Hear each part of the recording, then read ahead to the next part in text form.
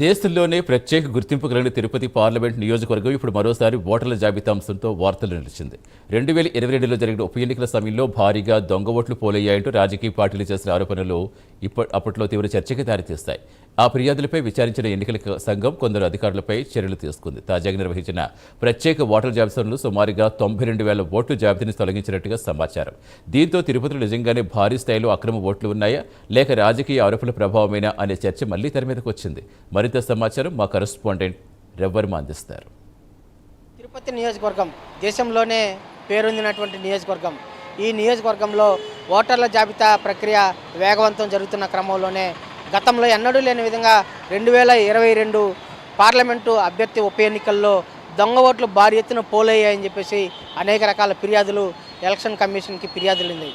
ఆ ఫిర్యాదుల విచారణ నేపథ్యంలోనే దాదాపు అప్పట్లో మున్సిపల్ అధికారులుగా పనిచేసినటువంటి అధికారులను సైతం సస్పెండ్ చేసింది. దాదాపు 6 ఉద్యోగుల మీద క్రమశిక్షణా చర్యలతో కూడినటువంటి చర్యలు చేపట్టింది. అదే కాకుండా ఆ కేసు విచారణ జరుగుతున్న క్రమంలోనే మరోమారు ఇవాళ సర్వ్ ప్రక్రియ దేశవ్యాప్తంగా చేపట్టింది. ఈ సర్వ్ ప్రక్రియలో భాగంగానే ఇవాళ తిరుపతి నియోజకవర్గంలో చేపట్టినటువంటి సర్వ్ ప్రక్రియలో ఇంటింట ఓటర్ల సవరణ ప్రక్రియ వేగవంతం చేసింది. ఈ జూలై 24వ తేదీ నాటికి ఈ మొదటి సర్వ్ ప్రక్రియ పూర్తయిన నేపథ్యంలోనే దాదాపు 92,000 ఓట్లు గల్లంతైనాయి. అంటే నకిలీ ఓట్లుగా గుర్తించారు. ఎలాంటి ఆధారాలు దానికి సంబంధించినటువంటి గుర్తింపులు లేనటువంటి ఓటర్లను 92,000 ఓటర్లను గుర్తించి వాటిని జాబితా నుంచి తొలగిస్తూ జాబితాను అయితే విడుదల చేసింది ఎలక్షన్ కమిషన్. అయితే ఎన్నికల అధికారుల దృష్టికి మరోమారు ప్రతిపక్ష నాయకులందరూ కూడా ఫిర్యాదులు చేశారు. నకిలీ ఓట్ల పేరుతో ఉన్న ఓట్లను తొలగిస్తున్నారని చెప్పి ఫిర్యాదు చేయడంతోనే మరోమారు ఎన్నికల కమిషన్ దృష్టి సారించి సర్వ్ ప్రక్రియలో భాగంగానే ప్రజాప్రతినిధుల ఫిర్యాదుల మేరకు మరోమారు దృష్టి సారించి జూలై 31వ తేదీ నుంచి ఆగస్టు 31 తేదీ వరకు మధ్య ఒక నెల రోజుల పాటు ఫామ్ 6 ద్వారా మరోమారు ఓటర్లు కూడా తమ ఓటర్ల జాబితాలోనే పేర్లు ఉన్నట్లయితే వదిలేసి పేర్లు లేనట్లయితే మరోమారు అప్లై చేసుకోవాలని చెప్పి కూడా ఎలక్షన్ కమిషన్ సూచించింది.